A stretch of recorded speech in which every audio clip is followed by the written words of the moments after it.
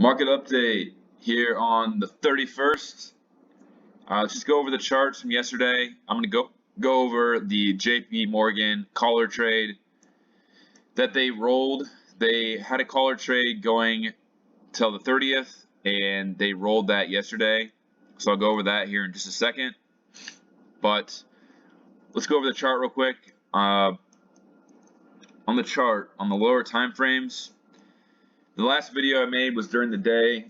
Basically, I saw this as being a corrective move right here, and I think that that is still the most likely scenario. It's not clear if this is W, X, Y, and we started a 5-wave move right there.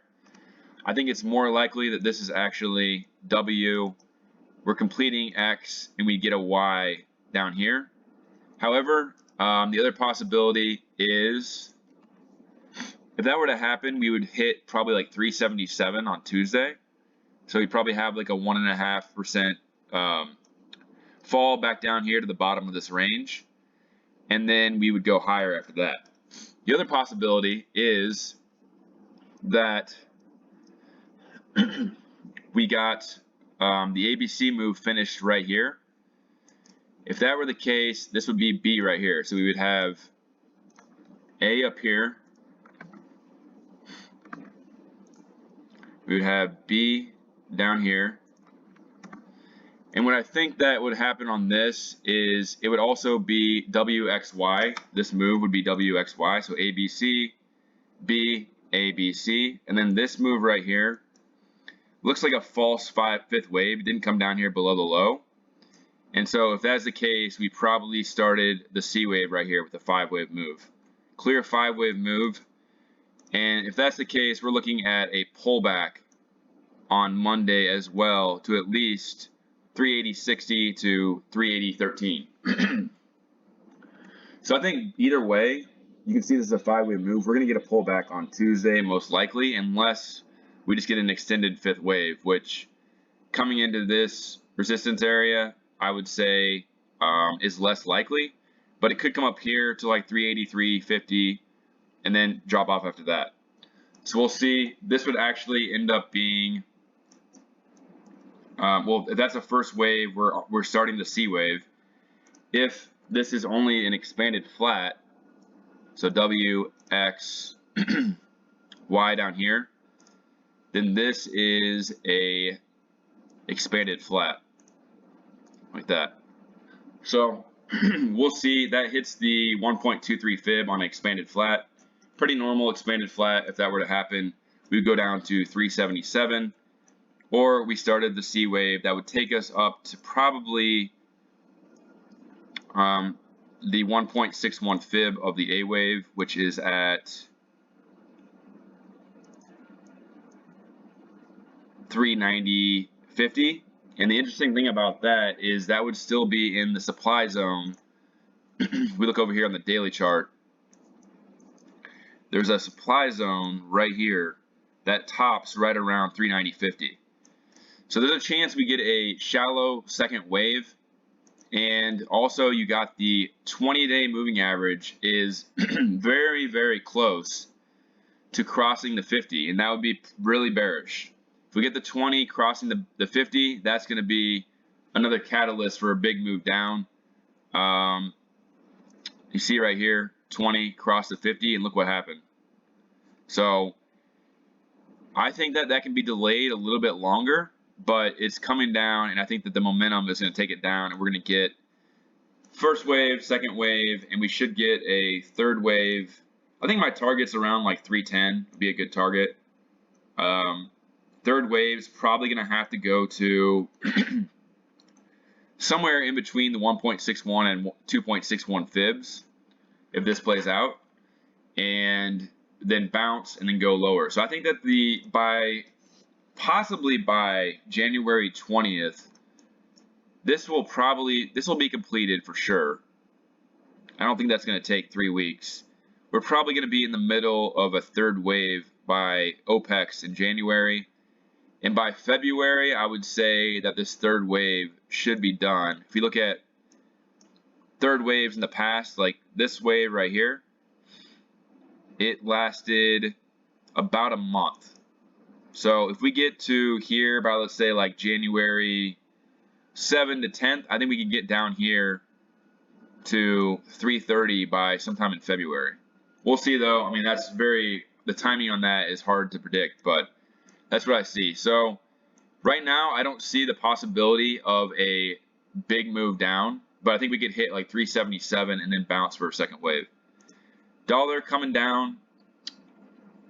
I think there's a little bit more for it to go, maybe down to like 103 or so, but I think it is mostly finished.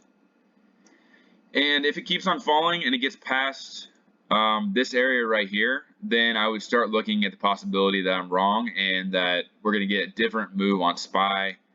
I highlighted maybe possibly an inverse head and shoulders on this. That would take us like this. That would be like, and then we would come down here, and then we would go back to all-time highs. So that would be like an inverse head and shoulders. You can see right here, shoulder. This would be down here, head, and then we get the other move right down here, and then the other shoulder wouldn't happen until like probably sometime in March or April. So we get this melt up at 430, and then we would go to all-time highs again up here to like 480, and then we would drop. So that's like the contrary like move to what everyone thinks, but I would also want to see an impulsive move higher, and we don't get that. So I think this is very, very slim chance of happening. Tesla, I'm looking for same thing as SPY. Potentially this ends up being like an ABC move lower to 118 again, and then it goes higher. Or same thing as SPY, we have 1, 2, and we're in the middle of a third wave. Either way, I'm expecting it to top out between 133 and 135. 133 is the 1.61 fib of the A wave. So we'll see what happens with that. QQQ went a little bit farther than the demand zone right here. So it broke that and actually hit the bottom of here. I guess this could be considered part of the supply zone too, maybe on the weekly.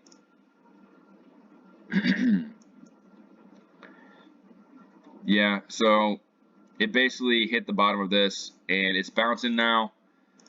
It's a little bit different on the chart though. If we go to lower time frames, we have 1, 2, 3, 4, 5, and I think this is an expanded flat right here. It kind of goes a little bit farther than you would think though. Goes almost to the 1.61 fib, but it bounces back to the very top of this. So I think that can be A, B. So A, potentially B. Maybe we'll get another move down here for B, and then we're going to go higher, just like SPY, but it might not go as high just like SPY. So we're looking at potentially going only to like maybe even just like 272. But we'll see on that. Let me zoom in a little bit more. That might be a little bit off. I haven't been following QQQ as much. So A, B, C, B, A. So A, potentially same thing as SPY. This is potentially A, B, C, B, C. So, and then we go higher. That is kind of what I see right now, or it just goes higher from here. But same thing as SPY, except for I think that we're probably not going to go as high. Let's look at demand zones on here. I would say this would be a good target right here. You can see that it happens right before the fall. So 269 to 274. If it gets above that, then maybe it can go all the way to this demand zone, but it's going to be it's going to have to end up being like this being A, B, C, and then a pullback again, and then one more move higher. So we'll see what happens with QQQ. Let's go over Apple. and then I'll go over the collar trade here in a second. So Apple is still just sitting in the same spot, hit the bottom of this zone, still expecting that bounce. We can look at the fib levels on this, and I'm looking for probably anywhere between 137.84 and 145.21. The weekly supply zone from recently is, I think this is probably a pretty good supply zone, maybe like 140 to 150. But really, this candle as well, because it doesn't really start actually going down till right here.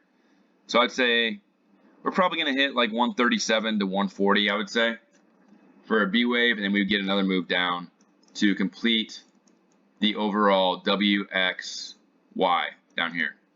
And usually that can't go past the 1.61 fib. Let's just take a look at where that's at. So 1.61 fib is at 95. That would break this demand zone, but that's very possible. If SPY is going to go down to 320, 310, we're going to need Apple to go down to probably go down another like 20% or so, I would say. So my original target was 110. That would hold this area. If it goes all the way down to 95, then we're probably going to go all the way down to here, I would think. There is a supply or demand zone right here, though, at 89 to 99. So that's Apple. Let's go over the collar trade now. Collar trade is short 41,600 contracts at 4,030 calls.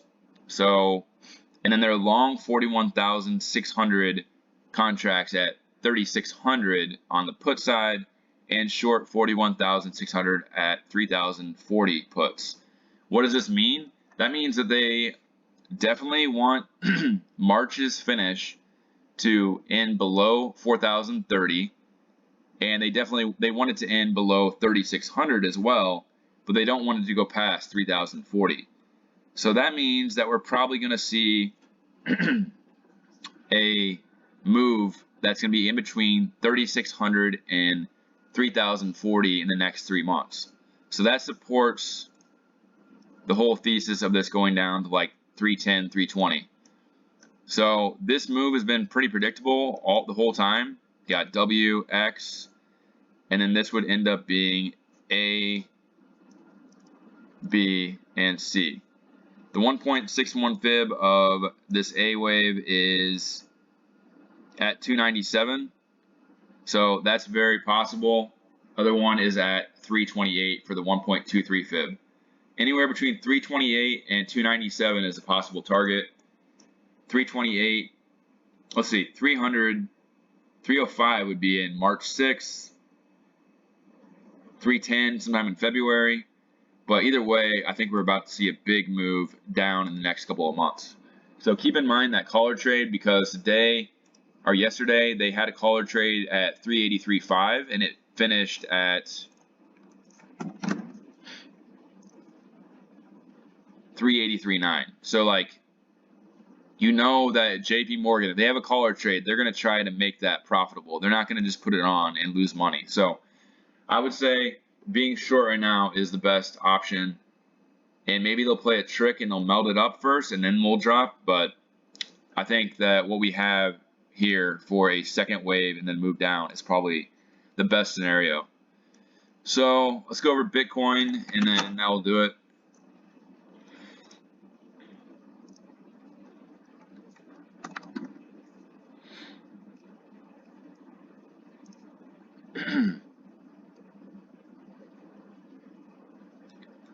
Bitcoin is